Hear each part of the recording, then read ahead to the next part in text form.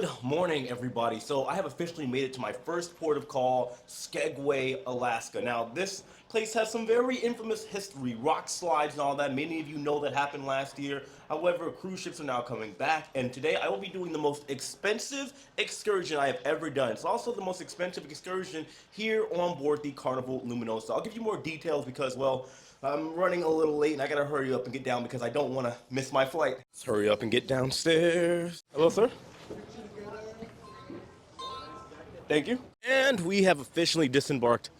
See you later on today, Carnival Luminosa. We've been instructed to meet at the end of the port. I just spoke with the excursions operator, so we don't have to meet with them until 8:35. I guess there was like either a miscommunication or they tell us on board to meet at 7:30 just so we are not late, which honestly, thank you for that, Carnival.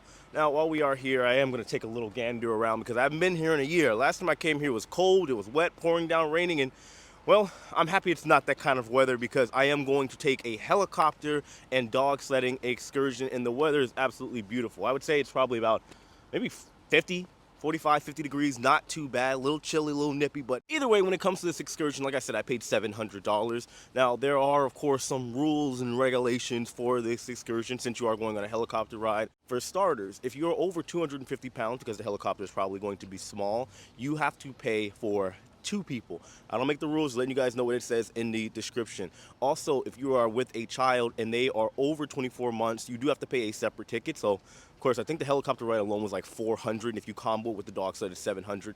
If they are under 24 months, they can now sit in your lap. You must also be able to get into the helicopter on your own, so without assistance. Now, I do see they've changed things around a bit. Normally, when you take the white pass, you would board over there. However, because of the rock slide, because of the reconfiguration of the port, you would go here to the left, and then you're going into town. It's a very small town. We'll check it out later. It's over to the right. In port with us today, we do have the Sapphire Princess. Of course, we have my ship, the Carnival Luminosa, and then behind us out yonder, there is another Princess ship. I do want to try Princess at some point. I heard Princess is a really good cruise line to take over to Alaska. Maybe next year. It looks like they are now boarding the train for the White Pass. I have not done this experience. However, I heard it is highly recommended and really cool. Like I said, I do plan on going into town later on. That way, we are here until 7:30. This excursion, from my understanding, is about 3 hours. So after that, I will go into town. But for now, we're going to go ahead and go meet up with the operator for the tour. This is my excursion right over here. Wait, with all of your clothes on? I'm about 160. Well, I've just been informed that unfortunately I cannot take my tripod here because it slightly extends. It is what it is. It'll be a little bit harder to get footage without this guy because it comes in handy on multiple occasions, but we'll make it work. Welcome to Skagway, welcome to Timsko. Y'all got a beautiful weather day. I'm excited to see the sun. You're gonna be headed to the Denver Glacier. That's where our dogs are kept for the summer. I think the only thing that I missed out of that I didn't put in the clip was that we are going to get boots that we have to put over our shoes so that we don't get soaking wet. There will be a 5-minute instructory video that we'll have to do as well once we get over to the glacier. We are off. Time to start the adventure. Now, this is interesting. I'm assuming this is where we're going to watch the safety video. My name is Michaela, and today I'll be giving you your required FAA safety routine. The rotor, located at the rear of the aircraft, is extremely dangerous when spinning. Never go behind the back of the door. Fire extinguisher is located by the pilot seat. In a few minutes, we're going to come around and get your shoe size for these glacier boots that are going to go right over your normal shoes. So we got a hand stamp to confirm with our group. We have to sign our life away. No, I'm kidding, it's just a waiver. Booties are on. Now I just have to drop my bag off in that closet space over there, and we also have to use the bathroom because it'll be our last time for the next couple hours. We are officially good to go. I have my life jacket fanny pack thing on, and now we're just getting ready to board the helicopter. Guys, I gotta introduce you to somebody very, very cool. So this is Axel. I was actually hanging out with him last year. He was the tour operator for the dog sledding that we did a year ago when I took my mom. He was operating the dog sledding, which I had so much fun playing with the puppies and everything last time. Amazing guy. But you're doing the helicopter now? Now I'm with the helicopter company with Timsko. Yeah. I was just walking by and I recognized your voice. I was like, oh, I remember that guy. No way. Wait, so are you the pilot now? Is that what's going on? No, not yet. Not yet. We're celebrating 25th. Oh, really? 25th anniversary. Happy anniversary. Woo! What with the C number, but the order as well, we're going to be loading the helicopter. Can I remember that when you load him back again? Okay. That will be the same order. Time to board.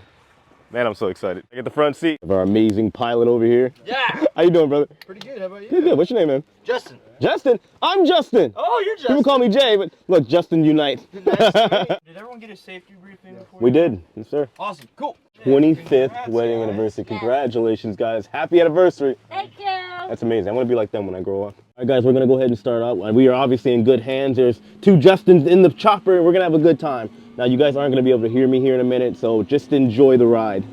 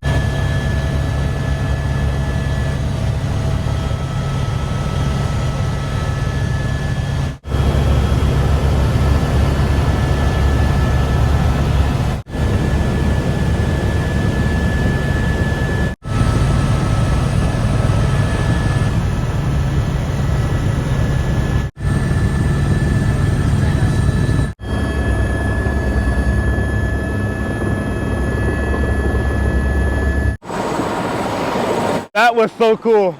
And we're just getting started. See you later! Welcome to Dock Hill. A couple of things we gotta go over with you guys before we get on our trips.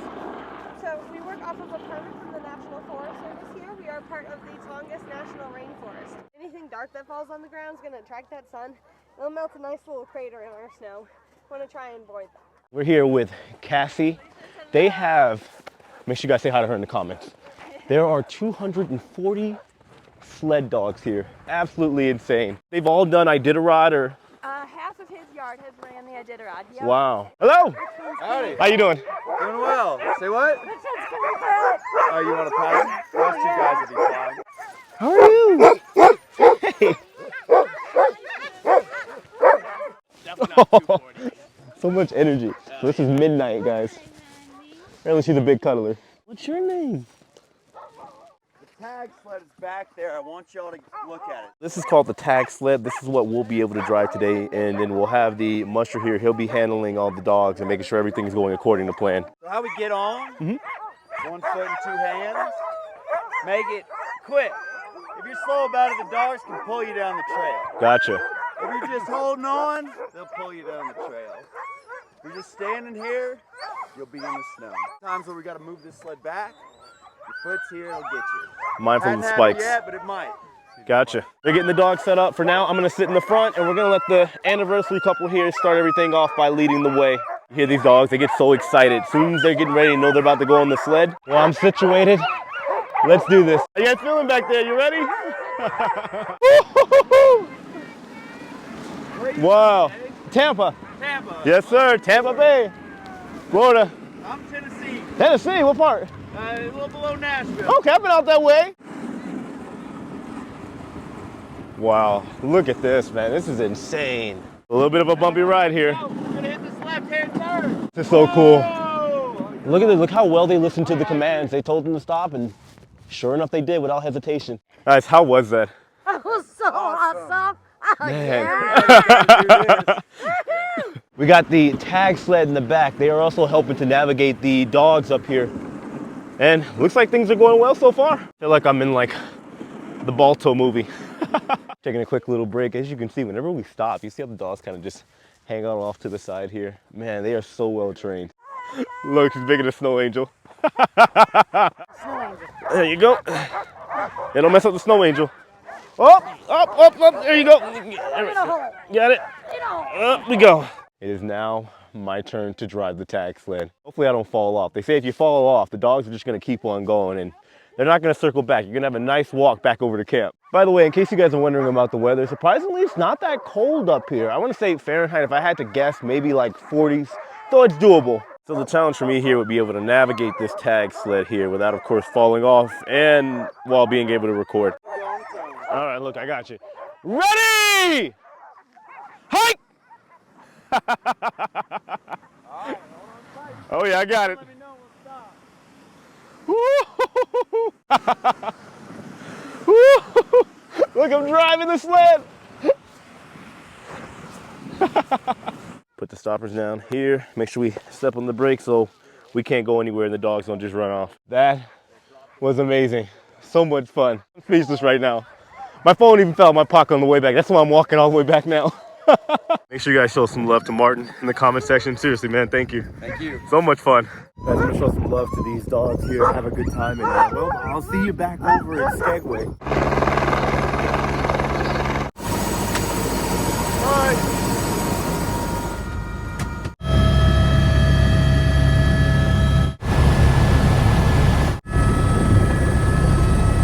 That was absolutely amazing.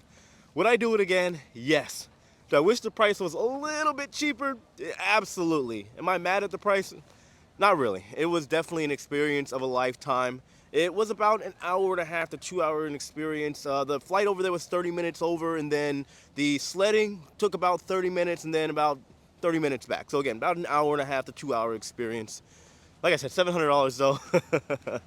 Hopefully they fix that up. But anyway, let's go ahead and check out downtown Skagway. Show you guys the map here for downtown Skagway. Pretty straightforward. You just go up the trail, and next thing you know, you're in these little, well, it's about like 4 or 5 blocks. Very, very small area, and thankfully it's not raining this time. Last time I came here it was muddy, cold, wet, and well, it should be fun heading down there. As we head into town here, just to give you guys a couple little giblets of information, Skagway, Alaska was founded in the year 1900. Only 1,100 people live here. Very small town. I swear it's like 5 blocks. Also, this place is famous and known for the White Pass train ride. As far as the price, typically it can range anywhere between $100 to $150 per person as far as adults. And for the kids, usually around 50 bucks. And I heard it's absolutely amazing.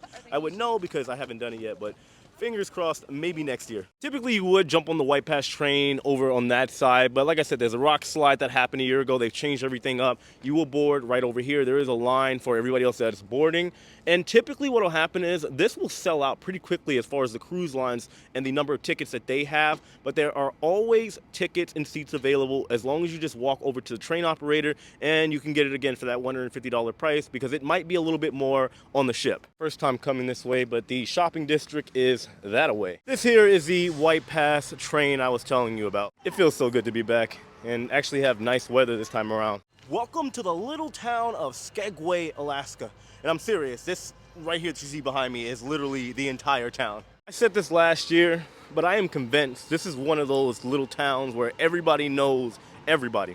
Except for the tourists, of course. Got the saloon, a lot of jewelry stores around here, tour operators. The reason why there's so many jewelry stores, if I remember correctly, of course, there is the infamous gold rush where you had prospectors and everybody trying to mine for gold. And, well, I'm guessing it's all either has since been picked up by now, and, well, it's probably in these jewelry stores that you see. Right here we have the town bank, the town's only post office. I'm assuming you're not getting your Amazon packages in under 24 hours.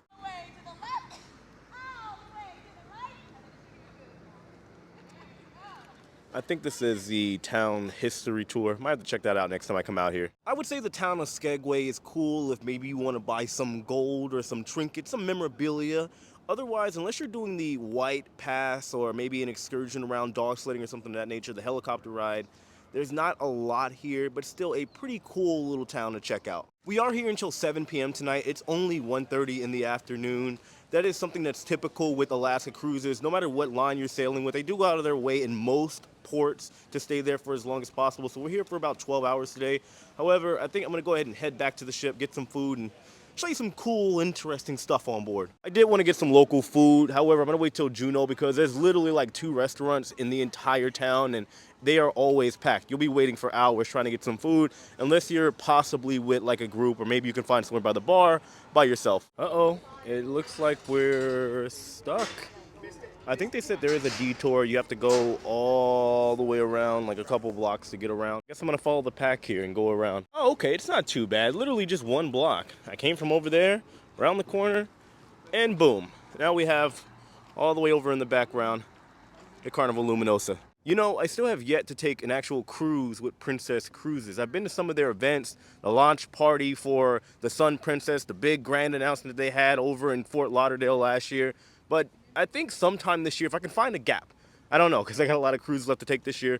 If I don't take one this year, I will definitely 100% take one in 2024. Well, we are officially back on board. I am starving, so I think I'm gonna go ahead and grab some food. You guys, another scan of this atrium area.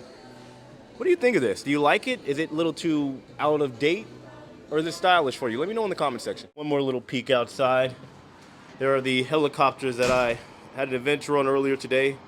Skagway, I will say, thank you again for another year and another amazing adventure. Now, one thing I gotta say about being up here on this ship, well, I would say more so the itinerary, that would probably be, I wanna say problematic on any other ship going to any other itinerary except Alaska, is the fact that it's very empty up here. As you can see, there's no slides, there's no gimmicks, nothing crazy going on here on board the Carnival Luminosa. However, since we are going to Alaska, the last frontier, this provides plenty of viewing experience here, here, here, and I think overall it's pretty cool. But I have heard a lot of comments on board saying it is a little dull, boring, not exactly the experience that a lot of people were hoping for. They do, of course, have the retractable roof for these kind of climates. I believe this ship, just looking at the design, and from my understanding, it's like a cross between Carnival's Destiny class and Spirit class. So if you look at like the Carnival Conquest, aside from like the pool area, it is somewhat similar, but also different in its own right. However, even when you take into consideration the fact that we are doing a colder itinerary and this ship was built in 2009, it was said to have been refurbished just 1 year ago, back in 2022.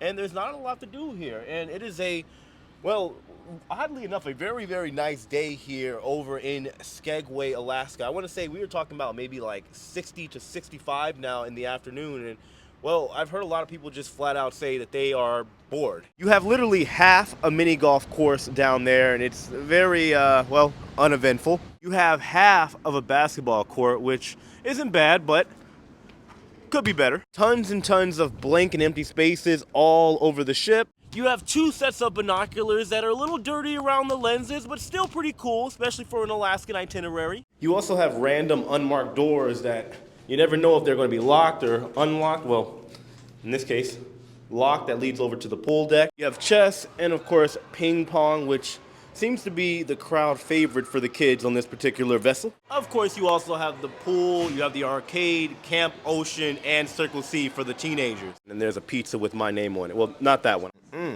Prosciutto pizza, my favorite. Now, this is essentially like pirate pizza, how they have on other ships, except it's not pirate pizza, but it is. That was delicious. Anyway, I would argue that when it comes to the idea of the Carnival Luminosa being boring, sure, maybe for people that are cruise vets and have sailed with multiple lines with newer ships, but I guess possibly for somebody that has never cruised before, or maybe they've only sailed on like older Carnival ships, maybe to them this is like some creme de la creme. But I will leave it right here, guys, with that question. Do you think that this ship is boring based off of what you've seen? Let me know in the comment section below. Of course, I will be doing a full, thorough, in-depth review once this cruise has concluded because, like I said, I've seen some interesting things here, and, well, we got a lot to talk about when this cruise is done. I'll see you guys later. Take it easy.